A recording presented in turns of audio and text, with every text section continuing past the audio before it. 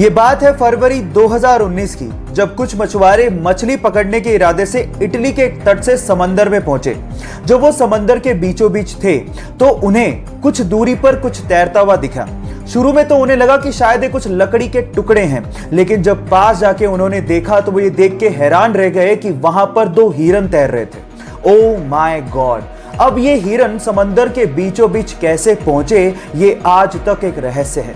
बहरहाल उन मछुआरों को दिल से धन्यवाद, क्योंकि उन्होंने उन हिरणों को बचाने की सोची। तो उन मछुआरों के लिए एक लाइक तो बनता है। लड़के मुंबई घूमने गए और वहां पर उन्होंने एक टैक्सी भाड़े पे की। एक्चुअली उस टैक्सी के ड्राइवर सरदार जी थे। अब हुआ कुछ यूं कि बोरियत की वजह से वो चारों लड़के जोक्स क्रैक करने लगे और उनमें से कुछ जोक्स सरदारों पर थे। जब भी वो सरदारों वाले जोक्स क्रैक करते, सरदार जी को बड़े ध्यान से देखते, लेकिन सरदार जी कोई रिएक्शन दे ही नहीं रहे थे। जब पूरा दिन खत्म हो गया तो उतरते वक्त उन चारों लड़कों ने सरदार जी को कहा कि हमने सरदारों पर इतने जोक्स क्रैक किए, आपको बुरा क्यों नहीं लगा? तो उन्होंने तब भी कोई जवाब नहीं दिया और 100 रुपए देते हुए कहा कि अगर तुम्हें पूरी मुंबई में कोई सरदार भिखारी मिल जाए तो उसे मेरी तरफ से 100 रुपए दान कर देना। वो चारों लड़के पूरे दिन मुंबई घूमते रहे, लेकिन उन्हें कहीं सरदार भिखारी दिखाई नहीं। तब उन्हें समझ में आ गया कि हम मजाक जरूर उड़ाते हैं, लेकिन इससे मेहनती लोग होते भी नहीं हैं।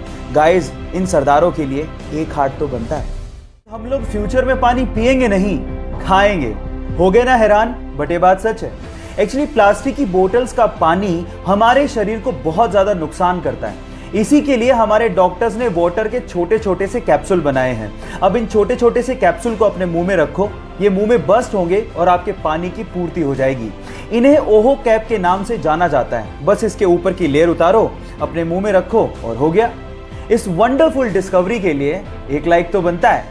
इस वीडियो में मैं आप लोगों को हम इंसानों को समझने के लिए दो मनोवैज्ञानिक यानी कि साइकोलॉजिकल फैक्ट बताने वाला हूं।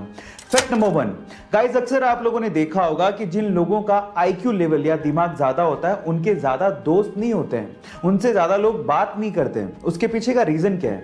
एक्चुअली रीजन ये है कि आईक्यू लेवल ज्यादा होने की वजह से वो अपने दिमाग में समस्याओं को सोल्व करते रहते हैं, इसलिए वो ज्यादा किसी से बात करते नहीं और इस वजह से उनके दोस्तों की संख्या बहुत कम होती है। फैक्ट नंबर 2, गाइस, अक्सर देर रात को बात करने पर ज्यादातर लोग सच बोलते हैं। उसके पीछे का रीजन क्या है? रीजन यह है कि आपका दिमाग थका हुआ होता है, जिसकी वजह से वो ज्यादा सोच नहीं पाता, ज्यादा मैनिपुलेटिव नहीं हो पाता। इस वजह से सवालों के जवाब अक्सर ईमानदारी से देता है। गाइस, ये दोनों साइकोलॉजिकली इंटरेस्टिंग फैक्ट्स आपको कैसे लगे चैट सेक्शन में जरूर लिखिएगा और ऐसे ही वीडियोस के लिए हमारे चैनल को सब्सक्राइब कर लीजिएगा। और अगर आप इंस्टाग्राम पे देख रहे हैं तो मुझे फॉलो करना। अगर मैं आपसे सवाल पूछूं कि आज की डेट में सबसे कीमती चीज कौन सी है, तो आप लोग क्या जवाब देंगे?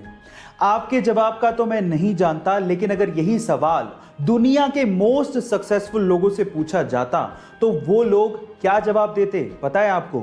वो लोग जवाब देते समय, यानी कि टाइम। इससे जुड़ा एक फैक्ट बताता हूं। फेसबुक के ओनर मार्क जकरबर्ग पूरे ही सप्ताह एक ही कलर के कपड़े पहनते हैं। जानते हैं क्यों? ताकि उन्हें यह सोचने में अपना समय बर्बाद ना करना पड़े कि मुझे कौन से कलर के कपड़े पहनने हैं। गाइस, याद रखिएगा, समय की कीमत बेशकीमती है। ऐसे ही अमेजिंग फैक्ट्स के लिए YouTube पे हमारे चैनल को सब्सक्राइब कर लीजिए और अगर आप इंस्टाग्राम पे देख रहे हैं तो मुझे फॉलो करना मत भूलिएगा। मिलते हैं अगली वीडियो में। एक केबीसी का सवाल पूछता हूं। 2020 में world games athlete of the year award ये किस खिलाड़ी को दिया गया, क्या आप जानते हैं? गाइस, ये विश्व स्तरीय अवार्ड इंडिया की विमेन हॉकी टीम की कैप्टन रानी रामपाल को दिया गया है। Oh my God! और मैं आपकी जानकारी के लिए आपको बता दूं कि दुनिया की वो पहली ऐसी हॉकी खिलाड़ी हैं जिन्हें ये विश्व स्तरीय अवार्ड दिया गया है। गाइस, इसके अलावा इंडियन गवर्नमेंट ने हाल ही में उन्हें पद्मश्री से भी सम्मानित किया है। वो हरियाणा से हैं और 15 साल की उम्र में उन्हें नेशनल हॉकी टीम के लिए चुन लिया गया था। है ना गाइस अमेजिंग फैक्ट? ऐसे अमेजिंग फैक्ट्स के लिए YouTube पे हमारे चैनल को सब्सक्राइब कर लीजिए और अगर आप इंस्टाग्राम पे देख रहे हैं तो मुझे फॉलो करना मत भूलिएगा। मिलते हैं अगली वीडियो में। तमिलनाडु के ऊटी के एक फॉरेस्ट ऑफिसर शरद कुमार ने कुछ ऐसा कर दिखाया जिसे देखने के बाद आपको भी ये एहसास होने लगेगा कि इंसानियत अभी भी जिंदा है। जी हां गाइस, शरद कुमार ने नहर में फंसे हुए एक छोटे से हाथी के बच्चे को ना सिर्फ बाहर निकाला, उसे बचाया और साथ ही साथ अपने कंधों पर उसे उठाकर, जी हां गाइस, अपने कंधों पर उसे उठाकर 50 मीटर का सफर तय करके उसे उसकी मां के पास पहुंचाया भी। वो हाथी का छोटा सा बच्चा 120 किलोग्राम वजनी था, लेकिन शरद कुमार ने इसकी परवाह तक नहीं की और फिर भी इस नेक काम को उसने अंजाम दिया। गाइस, ऐसी घटनाएं इंसानियत को आज भी कायम रखे हुए हैं। इस घटना को सुन के और देख के आपको कैसा लगा, चैट सेक्शन में लिखना मत भूलिएगा।